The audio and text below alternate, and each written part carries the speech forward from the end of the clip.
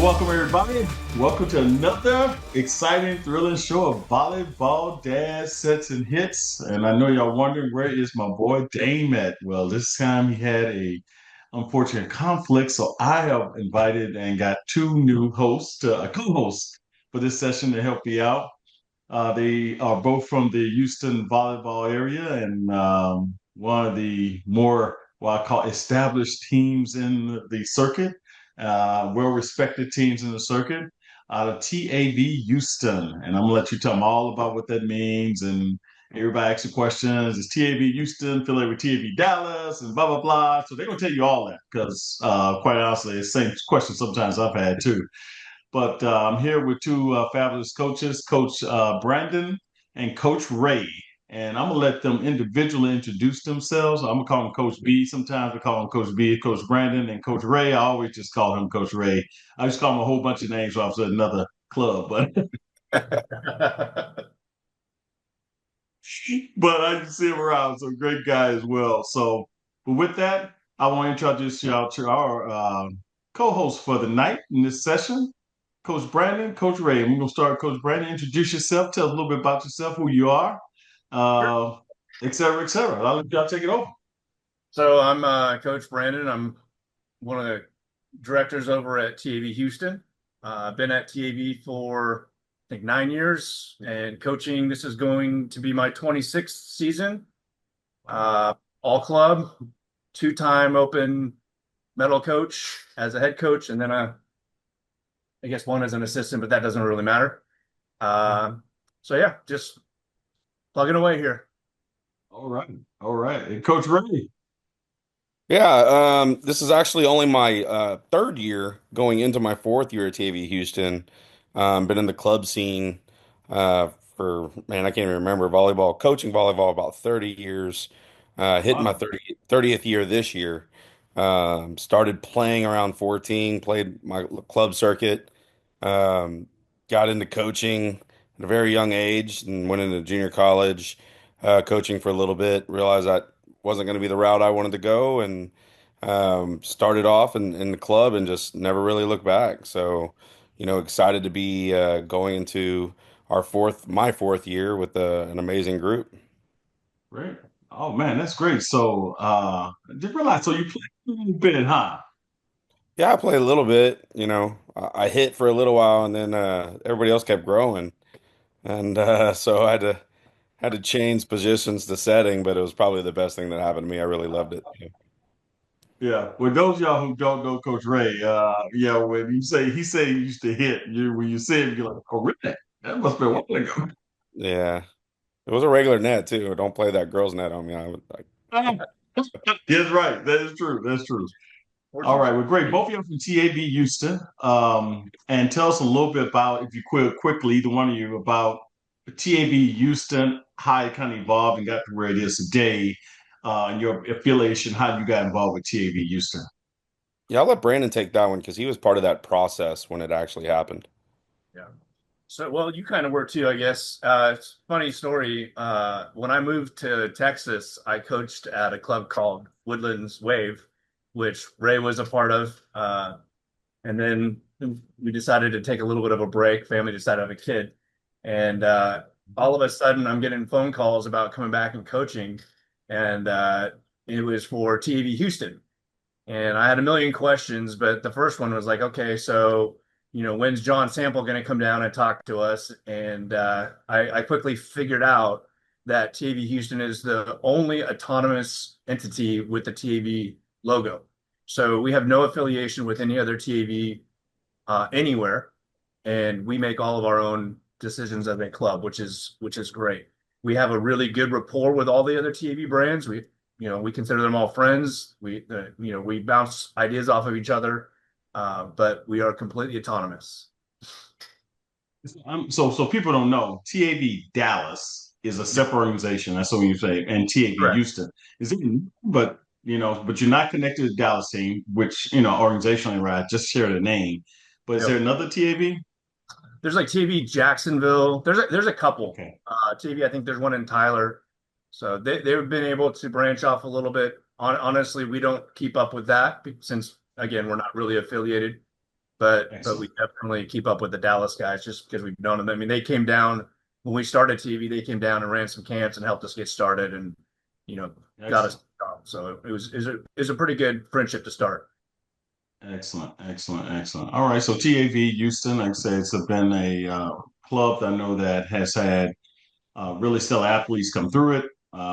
Really recognized as well. Even the Houston one as well has been really um, beneficial, I think, to some of the athletes that have come through on the north side of Texas. I mean, north side of Houston and all throughout. So as well. So, but tell me this: why in volleyball? Why get into this club volleyball business? As a parent, I know as a kid in the program too. It's just amazing what all y'all have to do. But boy, it's a lot.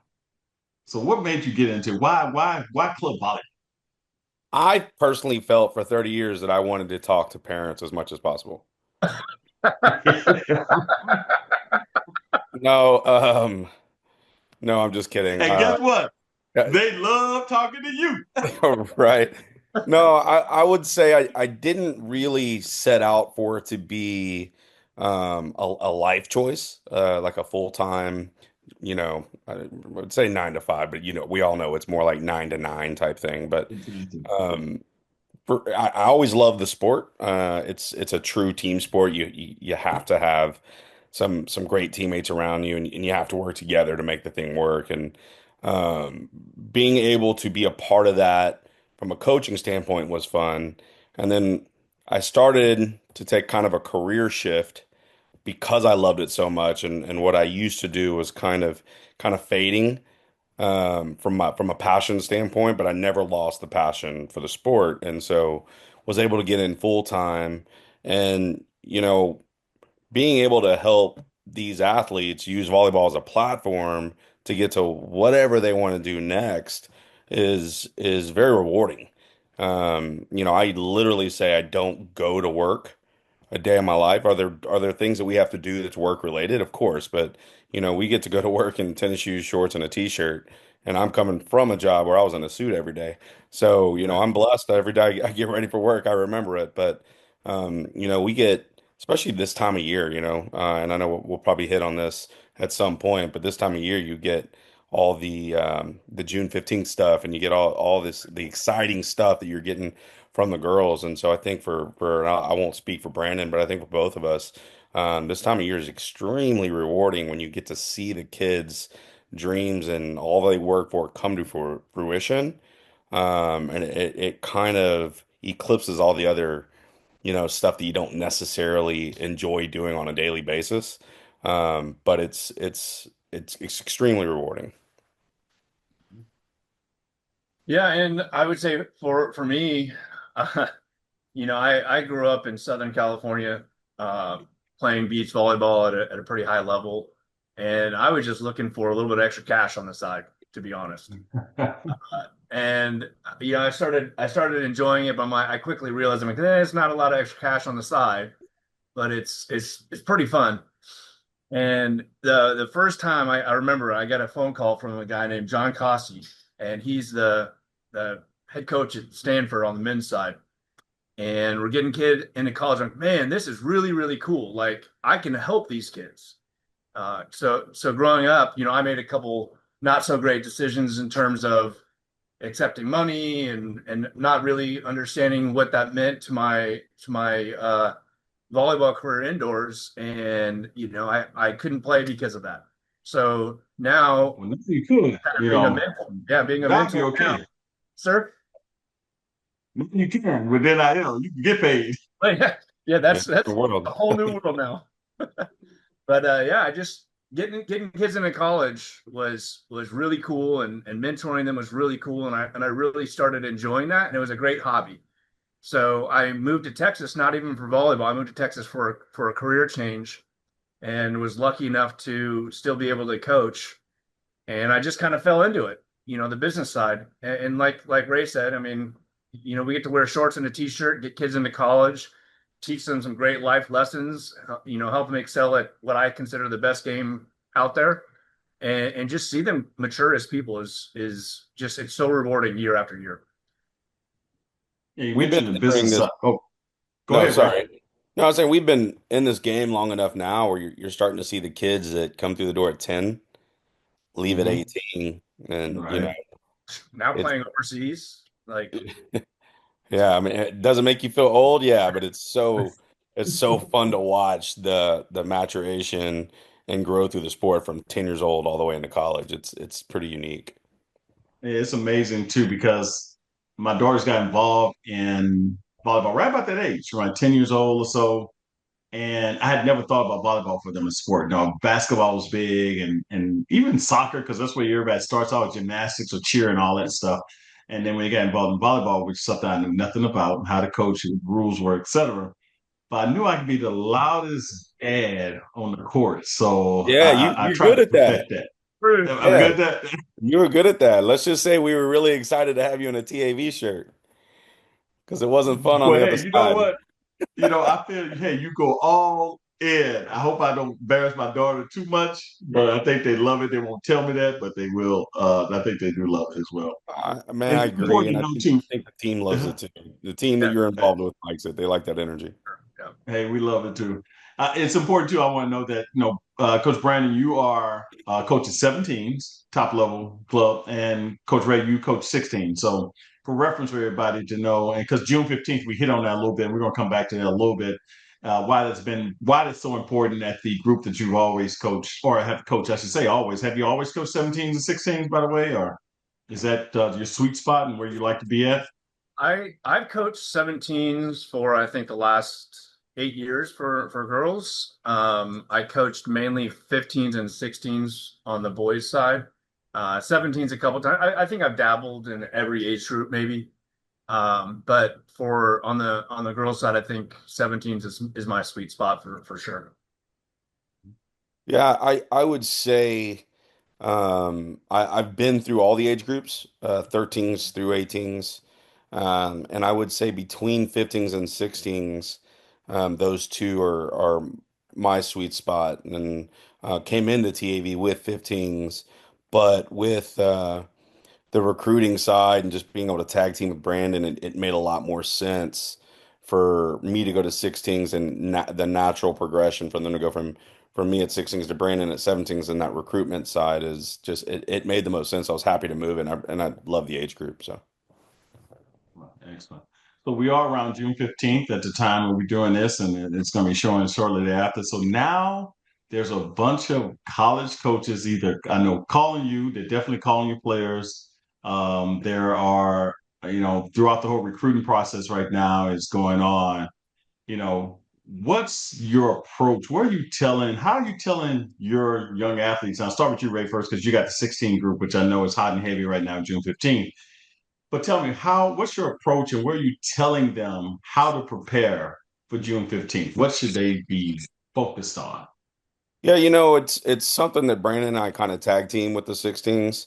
But the most important thing we tell them is this is your journey.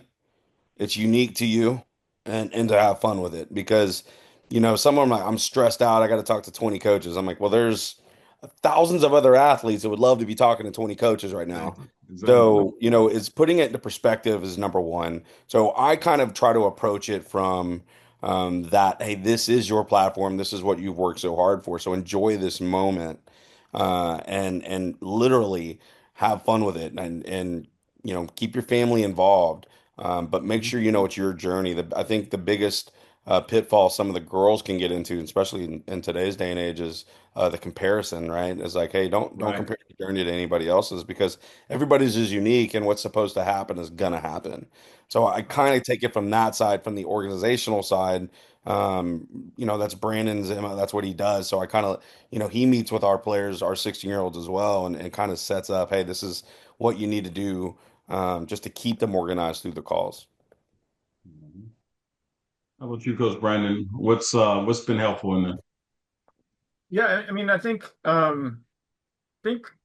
really communicating up front with players as best you can. That it is their journey and they're the ones that have to lead the charge.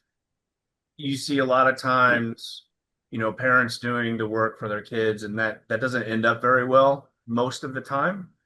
And you also have kids not doing the work because they're lazy or they're afraid of hearing no or they get discouraged, and I think just reassuring them like what Ray said, it's going to work out the way it's supposed to.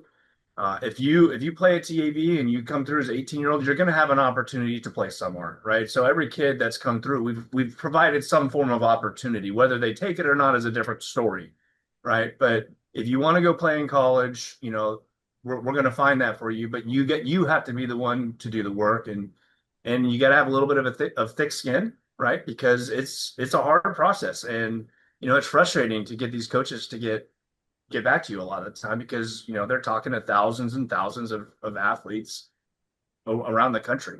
So it could be something simple as they just missed your email. So I think just reassuring them of just all of those things is super important to keep them motivated to continue on.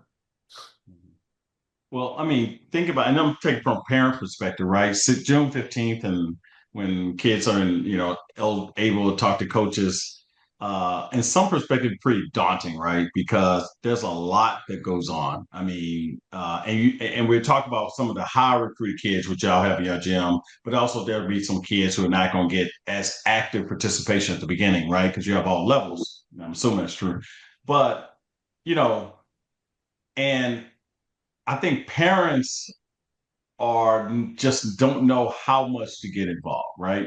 They Sure. don't know how much what to tell a kid, what not to tell them. Even to a point, do they do the interview on their own? What should they ask for? What should they not say, etc. Those are the kinds of things that are complex. So one question is, do y'all kind of I haven't seen this, so I have to ask. Do y'all have a session with parents and kind of coach them through what June 15th may look like? If not, that might be an idea. But Yeah. two, what do you tell parents to do and what not to do during that process as well? Yeah. So we do still take the approach that we want the players and the families to essentially be the aggressors in this. But yeah, I absolutely sit down and meet with families. I will not meet with parents on their own. So it's going to be player with the parents. And there's some information that the parents need to hear, and there's some information that the players need to hear. And some of the advice is, silly stuff like keep a log, do some research, ask questions like personal questions with the coaches. So they're kind of like understanding, okay, here's what a call kind of looks like. But then also you have players that want to shut their parents completely out, and I don't think that's right. So the player needs to hear us say, hey, look, parent needs to get on at least one call because at the end of the day, they're sending you to go be with someone 17 hours a day in season, 6 days a week. Like I know for me as a father, I want to know who this coach is, like guy or girl, doesn't matter to me. I want to know, like, are they a good person? Do they have the same values? Is my daughter going to fit in this situation? Now, should they be involved in every call? Absolutely not. Right. So the suggestion is maybe one or two calls and then just kind of hand it off. And then if you go to an official or when you go to an official, I do think the parents should be significantly involved in conversations at that point. But it's kind of like a handoff from, okay, let's schedule this meeting, player, coach. They have their first call. Next one would be player, coach, parent.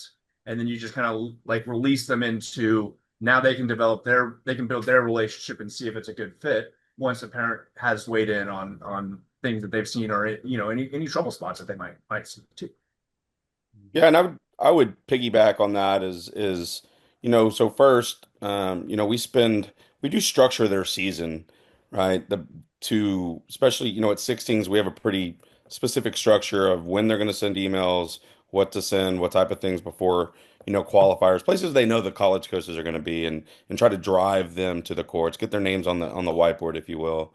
And then as we get closer to June 15th, we kind of start to lay out. Some loose expectations. And the thing about June 15th, it's everybody looks at that day as like the day when it's really the first day, right? Right, It's right, not, if right. you don't, and specifically this year was a Father's Day. So, it was just a quick reminder to our parents, right? It was a quick reminder to our parents. It's like, hey, this is day one. It just means this Yeah, is when they can contact you. But keep in right. mind that they have families too.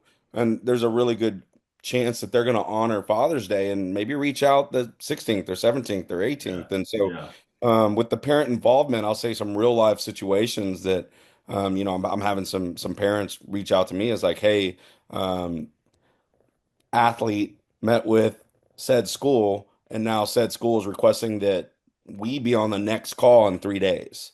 Yep. And like, what do you think that is? I go, well, that's probably a pretty good sign, but Right. a lot of times the college coaches will kind of steer that ship as well, Yep. because they do Hmm. want to know are me and this kid gonna get along? Are we gonna have fun together over the next 4 years Hmm.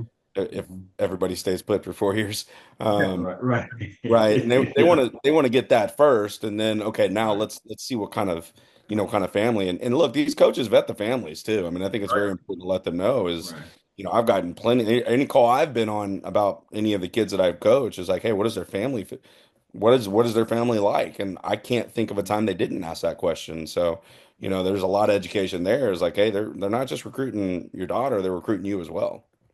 Mhm. Yeah, Also from, yeah, go I ahead, guess Coach Brandon. I'd say I'm certain I've never had a call where they haven't asked about families, and they Hmm. rarely ask about volleyball, right? It's they can see it on film, they can see it in person. They know if athletically they're going to fit. They're asking me, is she a good teammate? Is she gritty? How does she respond when she makes a mistake? Right. So that's another thing that we do. I sent out a little presentation talking about questions that coaches are going to ask on calls, and I just talked to P4 schools, mid-major, low major, D2 schools, D3 schools, threw it in there, and it's all about character, teamwork, effort, not about volleyball.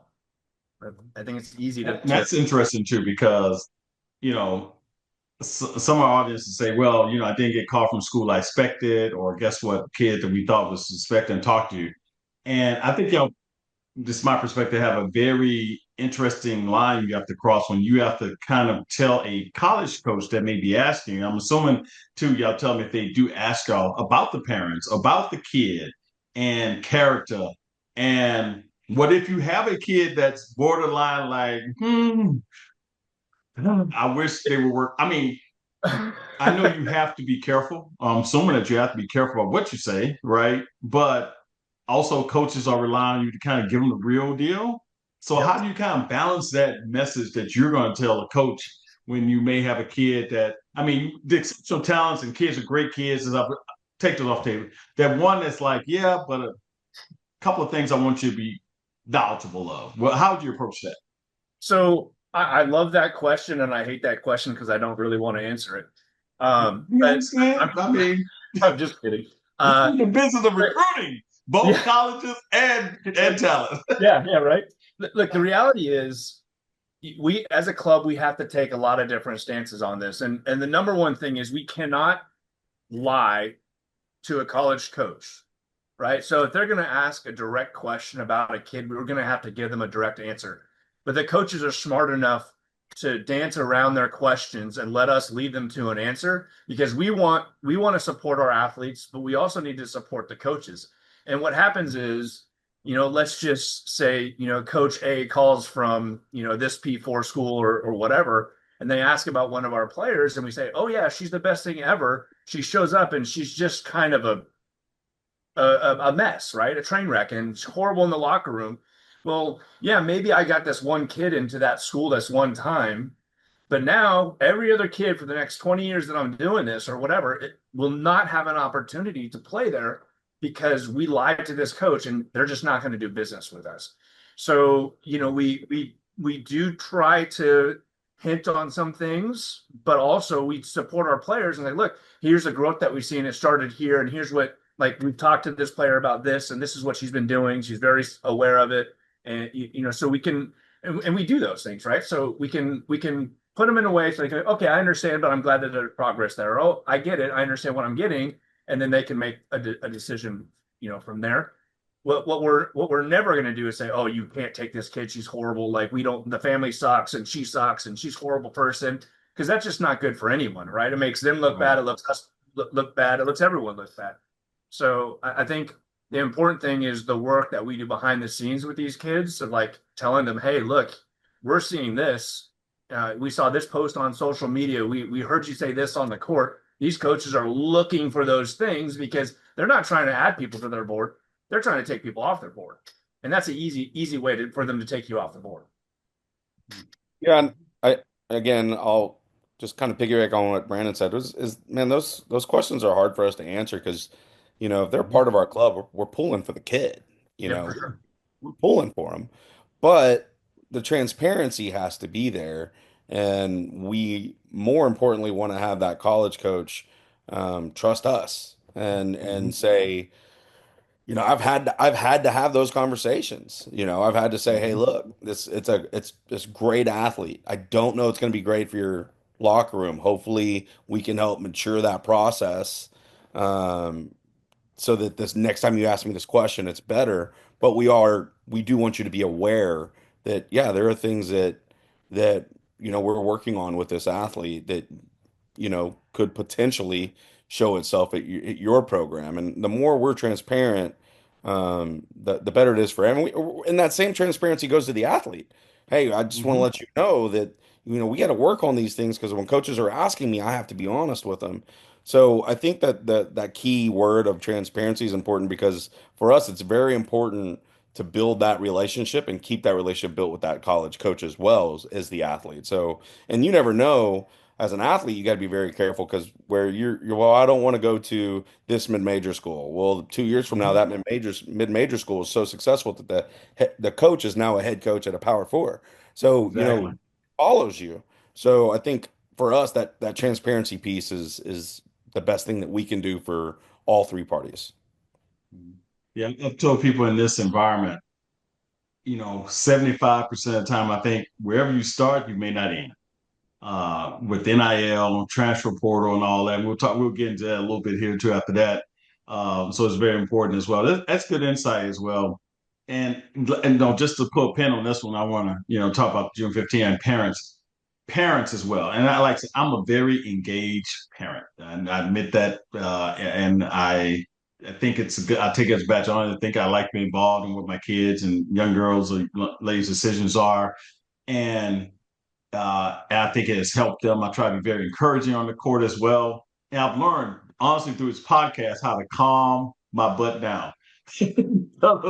It's almost like, mental therapy for me as well to understand like refereeing is a hard job, coaching's a hard job, dealing with teenagers who may have a bad day, not going to be perfect every day, etc. And one of the messages I always try, and we try to preach to parents is that be calm about this. Don't say anything disparaging about other kids. Don't say something disparaging about your own kid. And so keeping that balance with parents, and what message would you want to tell them just to how to, hey, let the process work. It's emotional. Trust me, I'm out there sometimes, and as hard as I cheer, when I see a bad call that's not going our favor, at times I'm like, oh, I'm like, come on, ref. But I realize they make mistakes too, and we've seen it in my last tournament, right, Coach B? But Oh, I thought you might get a yellow card or man, a red card. I Whatever. try to be pretty loud reps. I tell them before the game and after, hey, great game. But sometimes I'm like, Jesus, really? But yeah, you're right. But how do you I mean, parents, this is just put pin on this one that I think coaches are looking at parents. You say that all the time. You say that, Coach Ray, I know with your kids and stuff that they're looking at parents. Do you have to have conversations with parents or not conversation? What do you try to convey to parents on how they should act on the sidelines when their daughter's being recruited and their coach is on the sideline?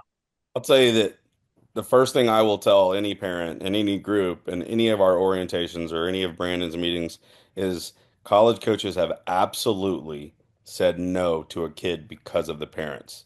And I Yep. think they hear that first, right? They've never said yes to the kid because of the parents, but they have said no to the kid because of the parents. And so you have to ask yourself as a parent, do I want to be the reason that A, my kid has worked this long, this hard?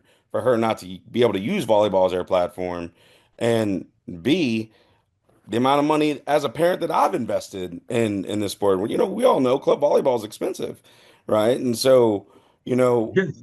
I think the key thing you can always do is cheer for everybody else's kid louder than your own, but just stay positive. At the end of the day, it is a sport. It is a game, right? And so I'll kind of defer the rest to Brandon, anything he wants to add, but it sounds like I'm starting with a threat, but it's just the truth. And it's heartbreaking to see a kid lose an opportunity because a mom or a dad, but it does happen and it happens every year. I guarantee you, every one of these colleges this year have gone to their whiteboard and put a line through at least a kid because the parents are like, hey, we're not going to deal with that when they get here, so let's just move on. Right. So, I'll let Brandon kind of take the rest. But Yeah, I mean, I think it's really important to talk about it up front. Maybe you remember sitting in my living room at the beginning of the season. Maybe you don't. It's all right. I remember, bro. We One of the things I talk about is just the importance of staying positive, and not only about other players but your own kid. Like, all too often I'll hear parents on the sideline, oh, make your serve, or oh, hit the ball in, or whatever silly thing it is, right? And Well, no, we might we might yes, coaches, we might be sitting here watching our kid, jump, and she's touching like 10-4, and she's crushing the ball over the block, and it's 2 inches out of bounds, and it's like we're talking, it's a Stanford level swing, and parents get pissed off because they hit the ball out. I'm sitting here like, oh my God, that was amazing, right? So understanding that, but then also, we're dealing with, I hate to say it, but it's the truth, insecure young ladies. So when we're sitting here and like they make a mistake, they're already like have all this self-doubt. And think about, it's day two at a qualifier, right? We actually just had this. And we're up 10-5, and a mistake happens, and we have parents barking, and it's a really, really pressure situation. What are the kids going to be thinking about, right? So we should be thinking about what little adjustments can we do? What can we, like, what's this or what's that? And now we have parents screaming, we have other players screaming, we have coaches acting a fool, we have refs making bad calls, all of this commotion. Like, for me, like, as a parent, we should be thinking, what can I do to help settle my kid down? And what can I do to help settle this team down? And a lot of times it's this, and a lot of times it's great swing. A lot of times it's, oh, that was a good serve, it just missed. And just staying on that positive side, because it could be 13-13 and the kid's thinking about the wrong thing and the game's over now.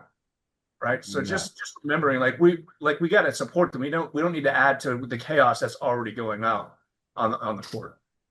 yeah, and I would add to that from a recruiting standpoint. Oh yeah.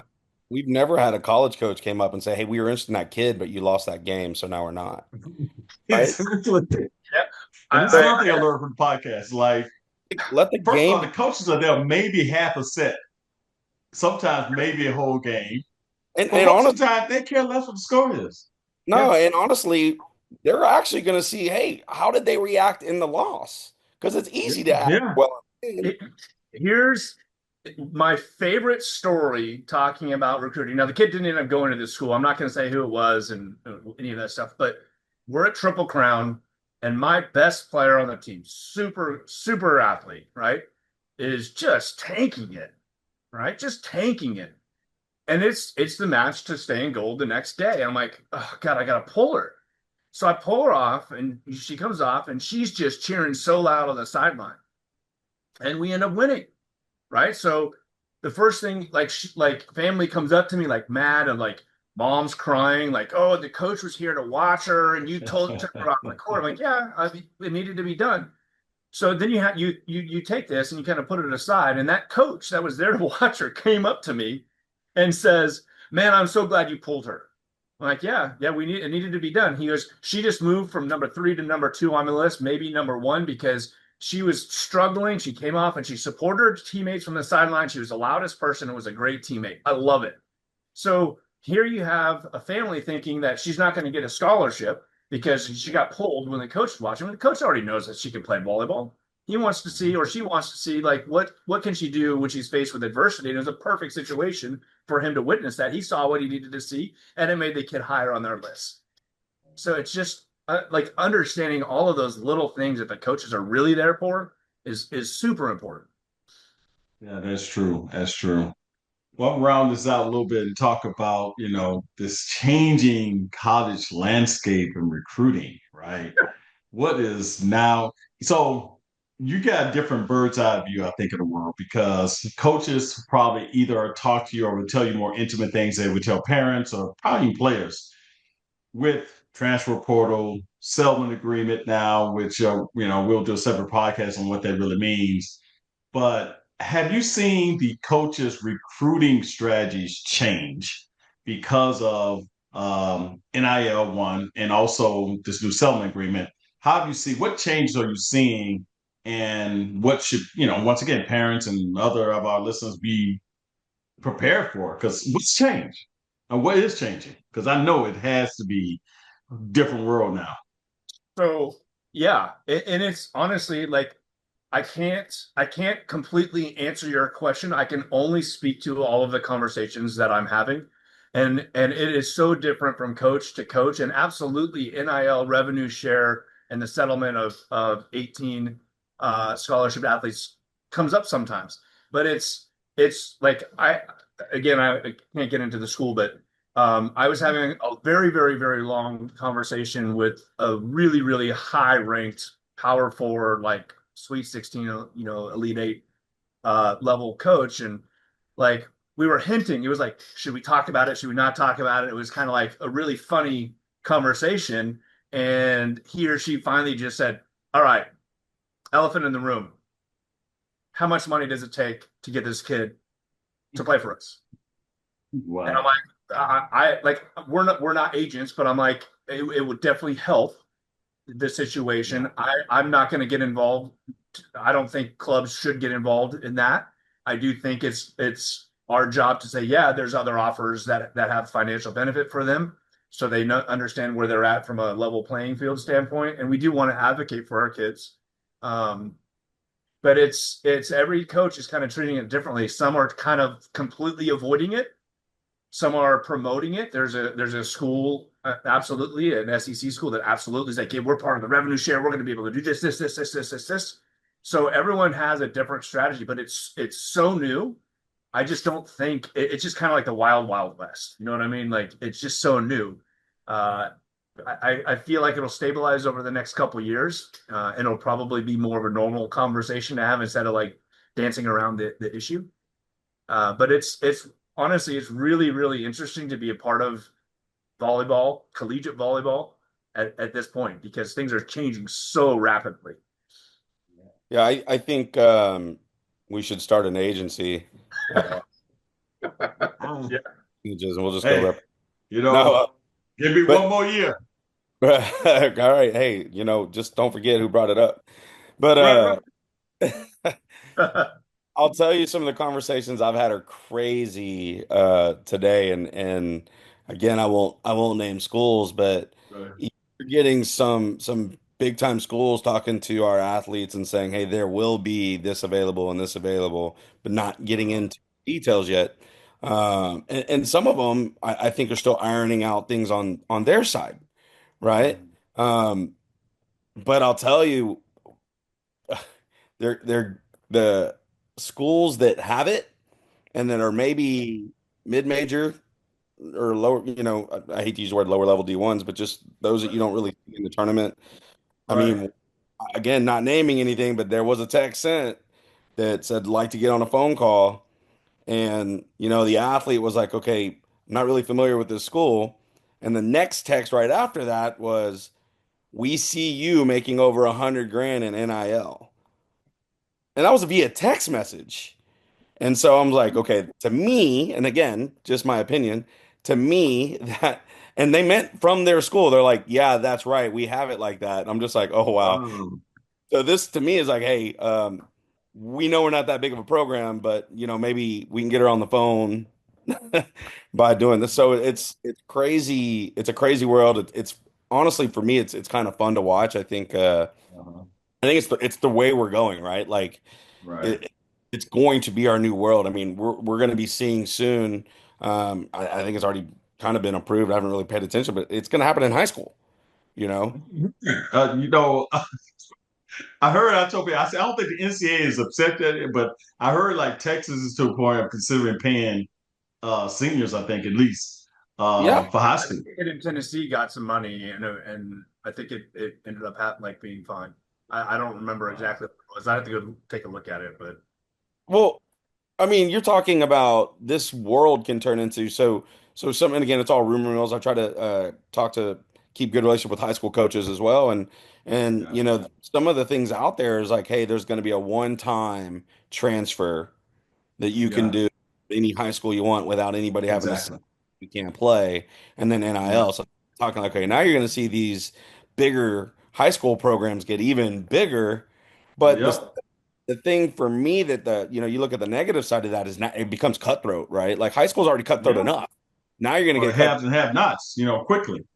Yeah, and so it's yeah, like yeah, that's exactly right. moving left and right, so it's going to be the Wild West, but at the same time, it's good for these athletes. Again, they put in a lot of time, a lot of work, and so if someone's going to pay one of our volleyball players, 100,000 over 4 years plus all their schooling, and that kid gets to leave school with money in the bank versus any kind of debt, man, Yeah, that's that's exciting for them. I'm happy for them, and we again, like Brandon said, it is a family decision because as a club, I don't want to be that club that says you need to go to this school because they're offering you this money. Well, what if that kid wants to be a doctor, and they're choosing between John Hopkins and a D1 that's giving them NIL? Well, if they want to be a doctor, I think I'd say, hey, John Hopkins might be the route you want to go because that's what you want to use volleyball as your platform to do. Or maybe they want to be an engineer. What if they want to be a nurse? So it's keeping everything in perspective of like, hey, you got to use as your platform to get you to where you think you want to go. And yes, that can change. But the beautiful thing now is if it changes, you got the portal, right? And right, so right.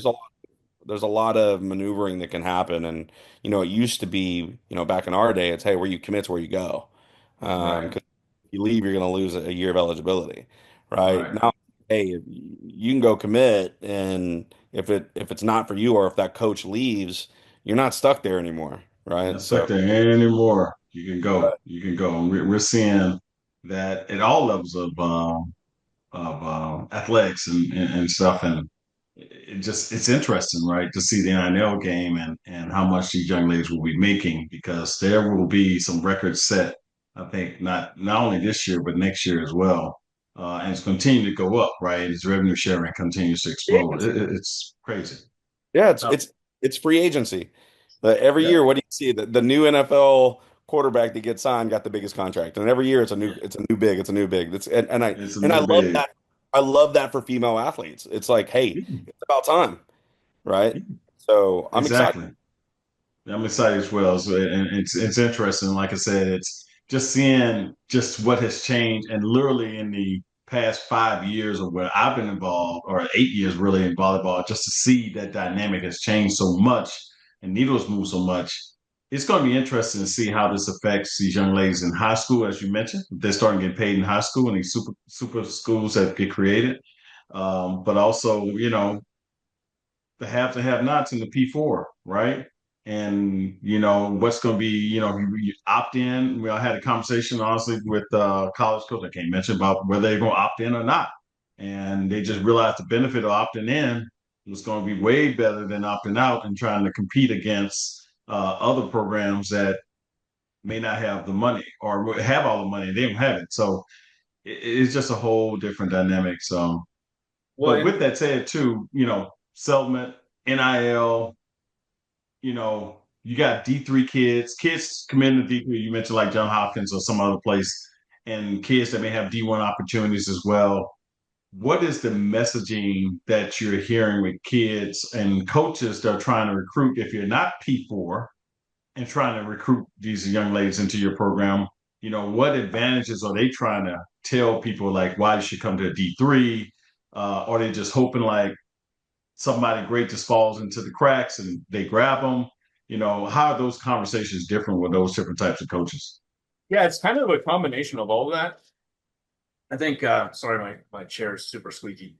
Um, you're seeing D3 coaches focus on the academic side because the majority of D3s are pretty high academic. So, you Right. know, they definitely have a leg up. Of course, there's no scholarship money there, but D3 schools also are very, very creative when it comes to finding ways for their athletes to make money. So their angle is, hey, come here, you get this great education. We can help you find money this way, this way, this way. We have this work program and all that stuff. And it's not as high pressured as a Division 1 school. So that's kind of their point of differentiation. I think D2 schools are going to struggle now with 18 scholarship athletes on a fully funded program.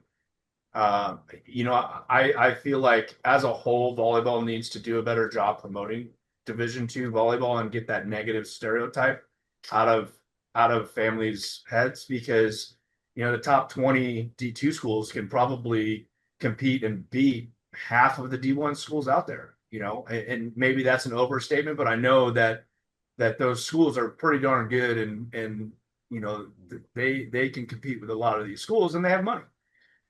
So I I saw D2 schools recruiting a little bit more heavy on the times that D1 schools are not allowed to, and that's kind of their mechanism to try and beat them.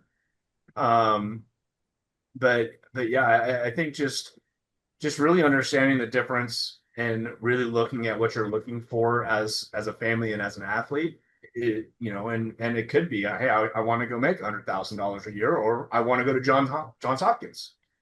You Or if know, you know you're going to be in, like I said, Coach Ray, you mentioned 17 hours a day with somebody. Why not just take the money because I'm not going to have time to do anything else. And so those decisions you got to think about what career you want after volleyball. Those are tough decisions, especially when you got the Me Too effect, right? Of somebody else getting NIL money and bragging about something they have. As you mentioned, no, your journey is different, but everybody they still peek over the corner, over the shoulder, and say, "That person got X. Why can't I get X?" Or I think I'm just as good as this person, etc. That's a tough call. Yeah, and I think the key that we try to communicate is it's an uncontrollable. We can't control that. Just like any and I'll say this boldly, I don't care any club that says we're going to get you this offer. I I would really ask that question of how, because we don't control what the college coaches do, right? We want to help and we want to help facilitate our athletes getting there, but we don't control that offer. And I've talked to several Division 2 coaches throughout the year, and you see different routes with this, right? Like different plays on it. Like one coach has said, "Yeah, we have a really good record of getting our kids trained and developed that the last couple years they go on to D1 schools and get money. So they use that in their recruiting, right? And then you have others that will use, hey, look at our job placement. We're placing 95% of our athletes in the job that they're majoring in, and they use that. And I think they're both great tactics. It's like, hey, use what your school's good at while you kind of maneuver through this, because one thing that it always is doing right now is evolving. It's constantly evolving, right? It's never a target that's just sitting there. The target's always moving, and it's just the world that the girls live in now. And how many times are athletes going to change their major? Probably a couple, right? So. I like where the recruiting world and the college world is now because it allows the athletes to pivot if they need to, where in It the does. past It does. wasn't there. Yeah, that's a good point. That's a good point as well. Speaking of pivoting, talk a little bit about club volleyball, since that's what y'all are specialists at. And we always get these questions from parents about recruiting of kids to your club, poaching kids from other clubs. How do Oh, I don't want y'all to give me any secret sauce of what y'all might do, unless you want to. But we see kid movement sometimes to different clubs. I'll be transparent. Our kid has moved a couple times as well, all to her benefit and other reasons. But and I'll be honest too. I know you guys love you guys to death. We get called still. Uh, sure. Yeah, but what's your philosophy on that? And I don't need one based on, well, I'm thinking I want I'm gonna give you the standard answer, but tell me. It happens, right?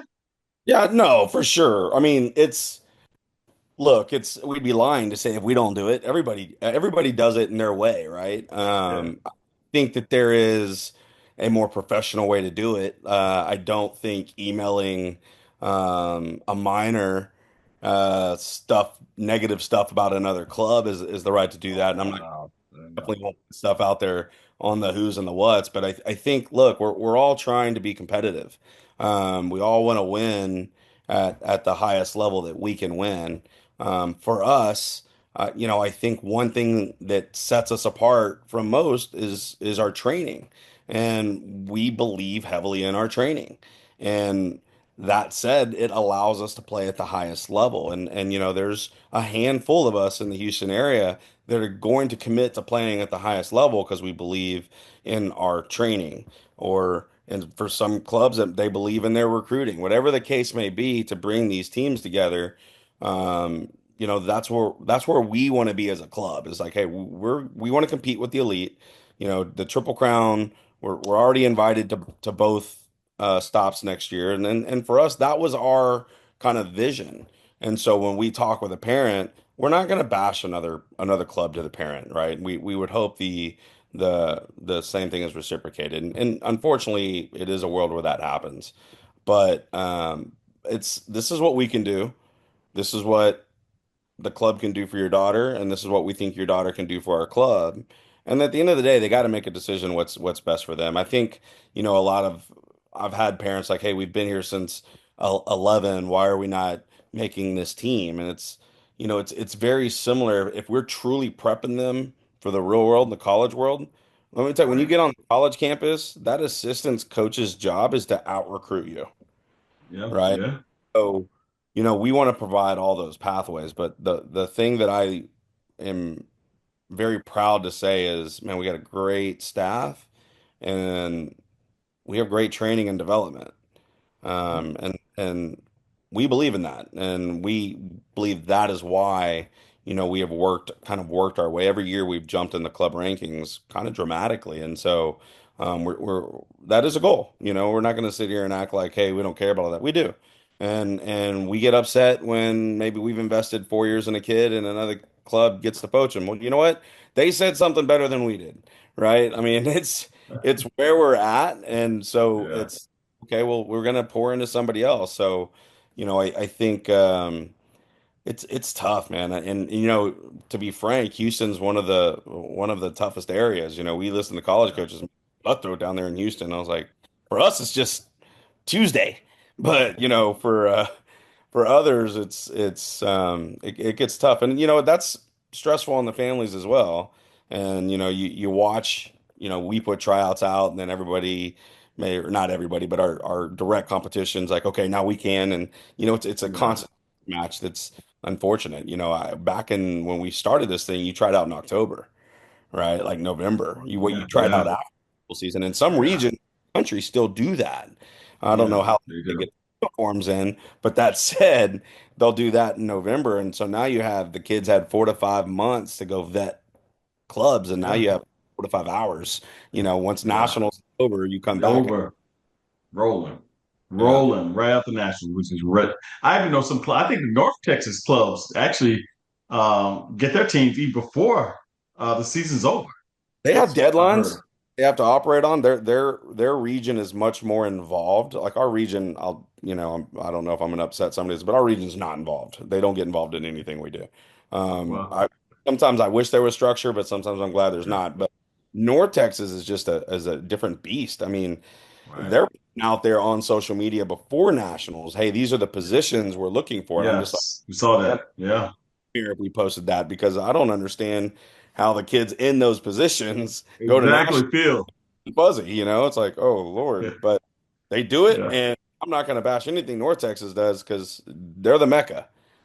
they They just are. That's so it's just something special. I don't know what's going on in North Texas, but wow, it's different up there. yeah. I got How about you, that's a Coach club. B? Yeah, I think poaching recruiting, like Ray said, it's everyone's going to do it, right? Like we're not going to hide it. We want to get the best kids in our gym. We want to make our teams better. But behind closed doors, the stuff that we talk about when we're going after these kids is it good for the kid, right? Are we bettering their opportunities? Is it good for the team? Is this kid going to fit in? Is the family going to fit in? And some of the things that we see, and I just I think to myself, I'm like, why did we even get into this industry? Like, not we as in TV, but as people, right? For me, like I said earlier, I'm all about the kids, man. Like, I want every kid to be as successful as possible. There are clubs that will absolutely poach a kid from another club so they can sit on their bench for the whole season. And they'll Yeah, say, yeah, you're gonna come play this position, you're gonna start every single set of every single match, and we're gonna get you this offer, and we're gonna get you that offer. I can tell you so many kids, even at TAB, that have been told that by other clubs that have gone and honestly had good schools looking at them while at TAB. They went and sat on the sideline, didn't play, and sure, they got their D1 offer, but it wasn't anything close to what they were getting looked at because they had 2 or 3 years on the sideline. We try to be honest with these parents and say, hey, look, you go over there, this is what's going to happen. And frankly, there hasn't been a time that I've said that to a parent where they haven't called me afterwards and said, yeah, you were right. We should have listened to you. We should have come back, but we were embarrassed. And that's where it comes into like, what are we doing here? Like, is my club ranking, is my ego, my self-esteem more important than this young athlete? And how do we get to a point to where for some clubs that's what it's about?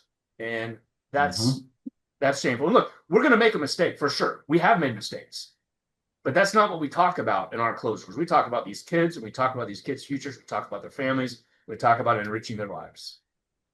Yeah, and I love that, and I'll tell you, we do when we get into our meetings and we get close to tryouts and we have our TAV family and we love our kids, and it's never, hey, we want to see this kid leave.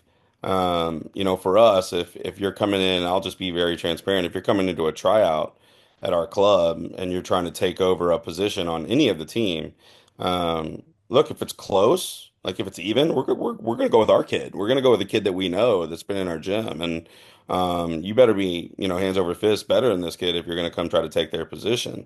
Because again, we do believe in our training, and so we do have some athletes that we've identified at a very young age that we have a very good 30,000-foot view of where we think this kid's going to be. And just because she's not there now, we're not going to replace that kid. We're like, hey, Right. we've seen this enough. And where this kid may not be impacting it now, we're going to spend a lot of time with this kid to get her where we think she's going to be. And so there is that, that word loyalty gets thrown around a lot is, in my viewpoint, loyalty isn't, hey, you stayed on the top team. Loyalty is, hey, we're still committed to training you and putting you on the most competitive team that we think that benefits you the most. It just may not be our one team. What if it's our two? But yet your development skyrocketed, and then you'll have maybe a club come in that says, hey, we'll put you on our one so you can say you're on our top team. Well, our two's team destroys that one team, so it's like, and again, so it's back to what Brandon says is what are we doing? If yeah, if again, the transparency thing is big, and if we do have a kid that calls us and says, hey, we want to come try out, where do you think we fit in? We're not going to say, hey, you're going to start, you're going to do all this so that we can put them on the bench. We're not, and it's like, hey, this is where we're just, again, transparent. Hey, we think you would be number three based on what we see right now. Let's just say outside hitters. We'll think you'll our third outside hitter. So you're gonna have to beat out one of these two to touch the court. But if you want to come and compete for that role and you've got enough confidence in yourself to do it, by all means, we'll see you at tryouts. We're not going to right, discourage kids from coming, but we're going to try to be as transparent as possible. And again, like Brandon said, we get that wrong. Everybody gets that wrong.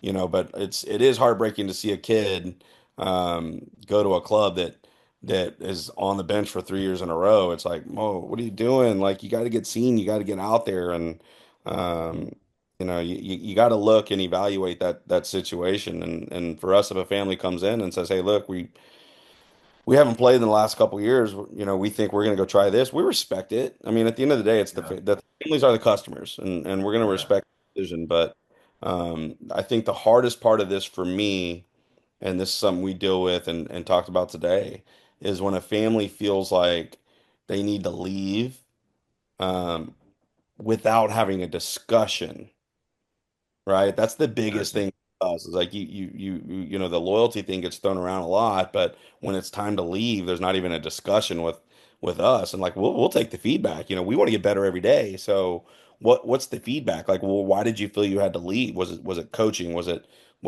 club? Was it something we did as a club? Was it other kids around you? It's like the whole transparency thing needs to work both ways. And I think when we get to that level where everybody is just, hey, let's be transparent. It's going to be an easier world to navigate. The question is, do we get there? You know, hmm hmm You feel like parents sometimes don't think the club. Oh, you're right. You hear that rosy picture going somewhere else sometimes, and I think anybody that's kind of coaching is going to give a very rosy picture of what they can do for a kid as well. And I'm assuming, yeah, let's be honest, y'all would do the same thing. Say, hey guys, there's a real good opportunity. And I agree, you will tell them about training and how you can develop them. But, trying to get that message across, do you think the kid gets it more or the parent? You have to convince the parent more.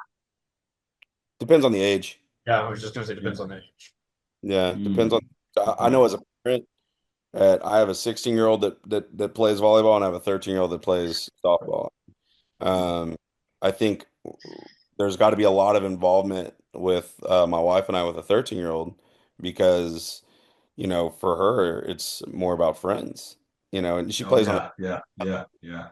plays on a very high level team. Is like, but hey, you have to look at, or we have to help her see is like, where's your development going? Is it going in the right direction? Cool, stay put.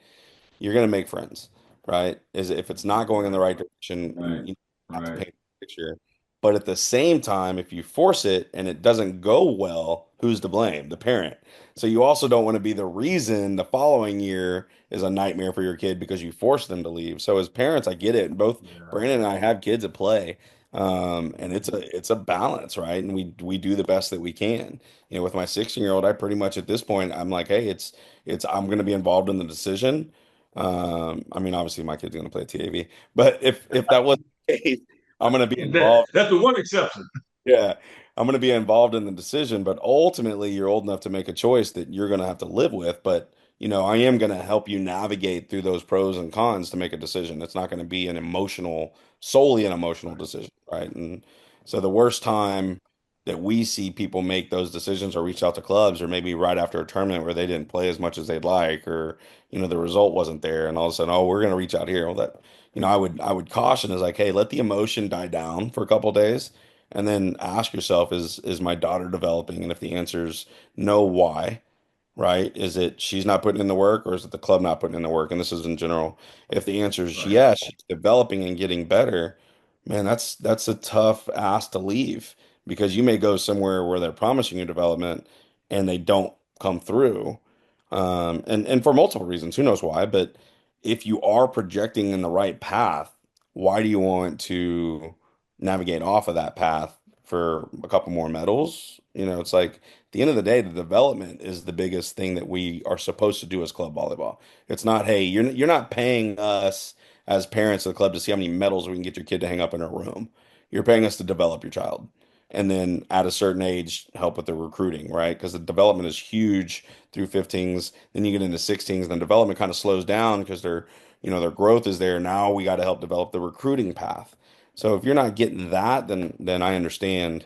But if you are, I've really never understood, hey, why leave a great situation just for a medal? It's like that situation. Yeah. You may get a medal, but that situation may not be the same for you.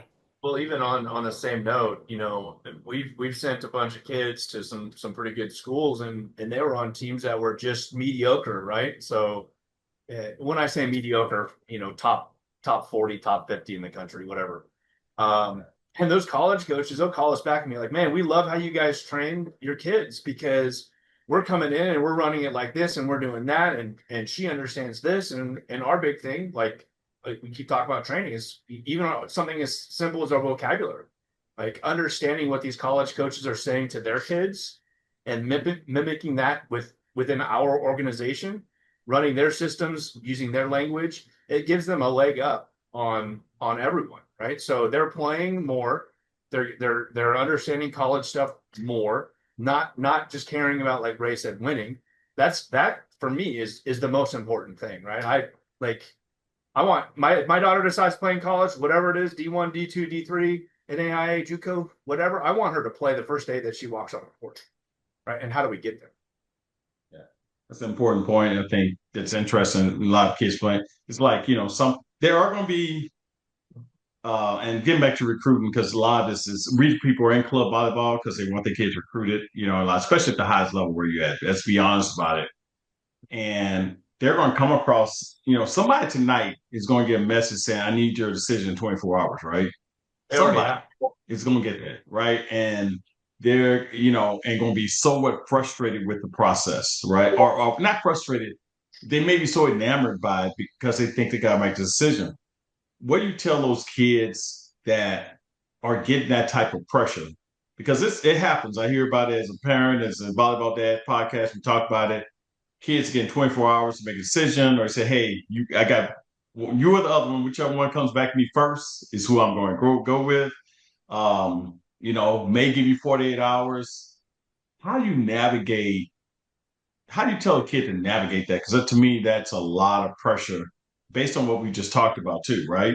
I think Yeah, and I'll let Brandon take this. I'm just going to say this one thing. The best thing that we can do is prep them for that. It's the preparation. Yeah, If they've turned in their list to us, and we have a really good idea, and hopefully, and if they've never been on that campus, if the coach says, "Hey, we need to know in 24 hours," if they have any doubt, then don't. Yep. Don't. You can't say yes if you have any doubt. So most of the time, when that happens, we had some kids last year that committed on the 16th, but they had already been on the campus. They got to know the coaches, and that was their one or their two, right? And we understand the college coaches side. We understand it's like, hey, I don't want to miss out on two and three because I didn't get one. I get it, but yeah. we have to look out for our athletes and that aspect, and that's that stress. But I'll turn the rest over to Brandon. But I think that key word for us is, say, mentally prepare for that scenario ahead of time, and you and your parents are going to have to kind of make some tough decisions and calls, but don't do anything you're uncomfortable doing.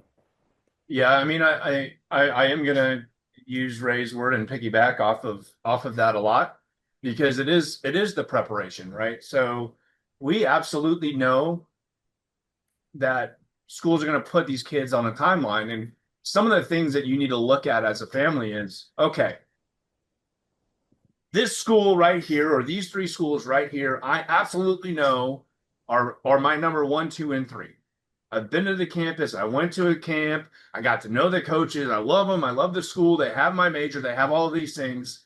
And if they put you on a clock, we say, like, expect it. But that's a family decision. And we think absolutely, if you wanted to make an early decision on one of those type of schools, we think it's okay. But if it's not one of those type of schools, you need to be prepared to say, I'm flattered. It means so much to me. I'm not ready to make a decision. I really would like to keep this conversation going, but I also understand, like, your needs.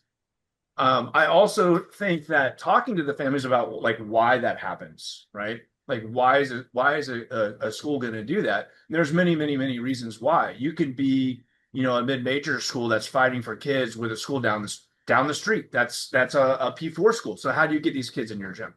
It could be it's a new coach and they had all of this turnover on the first round of the portal, and now the second round of the portal is coming in after June 15th, and they're like, I don't even know who's going to stay or not. So I need to make sure that I'm filling my roster for the next several years. So it's these coaches, they have to make a livelihood, they have to be successful, they have to make sure that they have the roster spots that they need, for whatever conference it is. So unfortunately, sometimes they have to do those things. I was just talking to a coach about exactly this, and they were saying that, like, yeah, I sometimes I feel slimy, but it's the only way. It's the only way I can do this. He's like, what we don't do is, and there are some schools. I'm going to try and be as impartial. He's like, we won't talk to anyone at midnight, but there are schools that will send messages at midnight, right, just to try and get a leg up. So I Yeah. think putting all of those scenarios out there, making sure that all of them understand you might get put on a clock, you might have an offer that's going out to three other people, and the first one that Hmm. responds gets it, Yeah. and just be ready for those things. And and truth be told, more than half of the time the college coaches tell us up front, we're going to offer this kid day one, or we're going to put her up against three other people. So we can kind of say, hey, we think this is might happen. We're not sure because we don't want to say something and have it not come true, right? But we try to get as much information. We try to prepare the kids, and we try to relay that information to them. Yeah, and I'll tell you Good. one thing we won't do as a club, because this does happen and it does happen in Houston. Um, is we're not going to pressure that kid to make a decision Okay. just Yeah. and, No. and boast and pat ourselves on the back on where this kid's going. Right, right, right, right. Absolutely cannot stand is and I know some kids that got pressured, hey, you need to hurry up. So and then the next day that club's got it all over Instagram on where they sent that kid because they think it's going to drive more kids their way. It's like, hey, we got to do what's right by the athlete. And we don't we don't necessarily, we just don't brag enough about the recruiting process. And I, there's clubs that try to use it against us, but at the end of the day, like Brandon said, there's never been a kid that's come through our program that hasn't been offered. And you've seen our wall. There's Division 1, there's Division 2, there's what was Power 5 now turned into Power 4. There's all over the wall, right? But the reason that we don't, and we'll celebrate the athlete, but the reason that Right, we don't stress that athlete out is it's not about us. right, It's about the athlete, and they right. need to enjoy that process and stress the least amount possible. So as a club, we're not going to say, hey, you need to go here. And we've had that questions like, hey, what do you think I should do? I've got this and this. And it's like, well, this is a family decision. I'm not going to make this for you, and or we're not going to steer you any way. But if you want to sit down with me and write pros, and this happened, last year with one of my athletes, is like, let's sit down. Okay, put the pros and cons here, put the pros and cons here. And I said, I go, you're in a beautiful situation because these are both really good situations, right? These are really good choices. I don't think you're going to go wrong. So then maybe, you and your family got to say, hey, okay, well, does it make sense regionally or geographically? Well, does it make sense academically? You got to start kind of going down those, but we're not going to pressure an athlete as well. And we don't necessarily, we understand why it has to happen, but you know, again, I'll just go back to the preparation. We don't, it's hard enough on the kids as it is. I agree. I agree. Well, I hate to keep you guys. I would like to have this session longer and longer, and we're gonna probably do it again. We it's so much to talk about, and you guys have been uh full of information for these young and help these young ladies along. I do have one last question, and if there's anything else y'all want to close out on, you can. But just want to briefly touch on the athletes that are still in your club, 17s and 18s or 16s, and not as heavily recruited or have not made decisions yet. I didn't even say heavily recruited, but have made decisions yet for different reasons. What's your approach? What are college coaches? What are you trying to feed the college coaches to help them? But also what things that they be doing to make sure that they're still being recruited. And like I said, whether they're 18s or 17s or even though even at this point 16s are going to come later on down the path. What's your advice to them? Email. I mean, I email, video, research the schools and email them some more, and then when you're done emailing them, email them a little bit more. So we have some metrics, right? And honestly, talk to whoever's doing recruiting at wherever you're at. If it's TV, great. If it's another club, like just figure out a strategy. We are lucky to have some tools, and we see on average with our athletes a 25% interaction rate. That sounds pretty low, but when you look at it, it's not I send these 10 schools and these 2.5 look at and only those 2.5. It's every email gets that much response from different schools. So if I'm sending 10 emails a week, that means I'm getting 2.5 schools looking at me. That's really not going to get it done. If I send 50 emails, now we're looking at, okay, now I'm getting some response, some interaction. And that's the only way that you're going to get seen. I also have heard I had a kid. She's at she's at Cornell now, and I don't mind saying that, she'll know who she is if she listens to this. The coaches, every If college she coach, does. huh? And make sure she does listen to this. Yeah. I'll send her a message and tell her she'll get a good shout out. But she's getting recruited by some really, really good schools, right? Mhm. And they all said the same thing. Man, I opened up this email and there was a picture of her as a 8-year-old with a cat. And she talked about her cat. Right? Now, how silly or stupid that sounds, it's finding a way to get like a coach's reaction, right? So they're like, oh my God, this is different.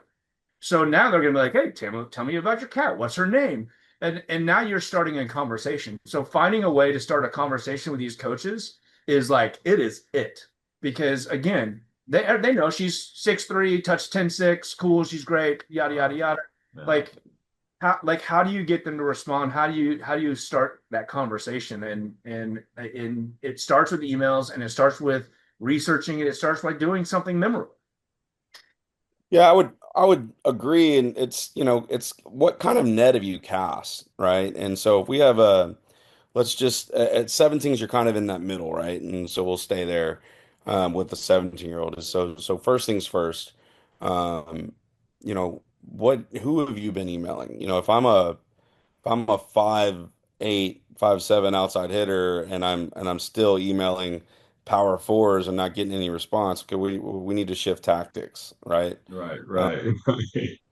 I mean, I get it. I Yeah. understand that the Lord wanted to play at those, but if we cast a big enough net to go look, bring other attention to me. I have Right. an athlete today that she's been casting a huge net all year, and I'll be at 16s, but 100 schools, that's ridiculous. Like that's a lot of Yeah. schools that That's a are reaching lot. back out.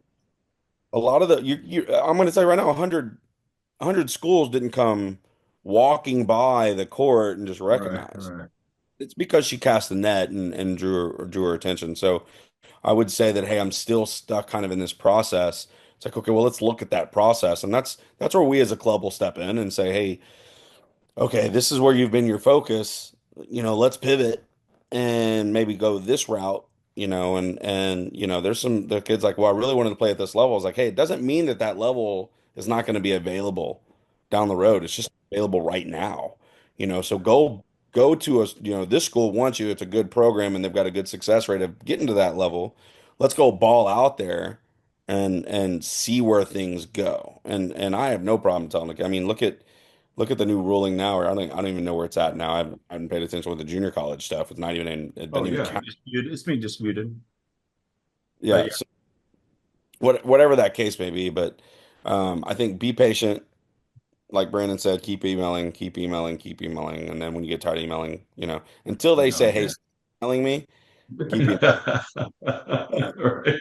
Yeah, cast a big net and Yeah. let's see where you're spending your time. It's no different. College coaches want to, I've had a couple coaches reach out to me over the last 2 days, like, hey, what do you think my chances are? And I said, hey man, I don't think that you're in that kid's list. So if you want to move on, I Yeah. would, and Right. again, Right. always the easiest conversations, but they're necessary. Right. That's and good. honestly, That's good college to coaches know. appreciate it. So Right.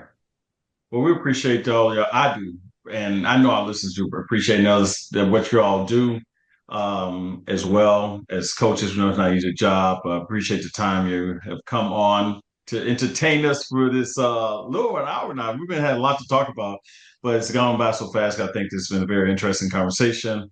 The timing of it is just going to be perfect. I think with kids in the recruiting process, the changing evolution of just college volleyball, college sports in general as well. So, but with that being said, any last things y'all want to salvage, y'all want to say? I just want to remind everybody go to volleyballdads podcast@gmail.com. Email us as you always do. We'd love to have you follow us on X and V-Ball Dads. We're also going to have this out on YouTube now. So you'll be able to see our lovely faces and who we are. Uh, as well, meet these coaches as well and be entertained. But anything, coach, y'all want to say any last thoughts y'all want to say before we close off this segment of our podcast? yeah, I would say, parents, please, please, please, just be there for your daughters. There's in the recruiting process. there's tears in almost every kid that I've worked with when they hear that first no, and it's just support them and comfort them and just help them along the way. And it doesn't mean that they're a bad volleyball player. It doesn't mean they're a bad kid. It just means it's a no right now for that school. Might change tomorrow. Yeah, and I would say, volleyball is something that these kids do. It's not their identity. They're much more than just volleyball players. So have fun. It is a game. This is a sport. There's zero perfection in this sport. If the game was played perfectly, we'd never have a score. It'd just keep going back and forth. So it's similar to life, right? So have fun with it, let it be your platform, but don't let it identify who you are. These girls are way more than just volleyball players. Volleyball is just something they happen to be really good at. Right. If all you parents out there complain about how much and how expensive volleyball is, you're right. It's expensive as all what. And I don't want to talk about the tab I've accumulated over 8 years of volleyball, but I've enjoyed every moment with it with my kid. And it's a sacrifice, but we love it. But parents always talk about how expensive it is to color volleyball. But here, the thing is changing now. Now your kid may be paying you back. Right? There you go. Keep tabs. tabs. So with that. All right, y'all. This is Volleyball Dads. We appreciate y'all tuning in. We look forward to seeing y'all again on our next episode. Stay tuned for us and give you coaches a great hand and reach out to them if you're in Houston area and looking for a great club. Not that I'm, politic video. Anyway, y'all be good and we'll talk to you soon. Volleyball Dads podcast at gmail.com. Email us. Thanks.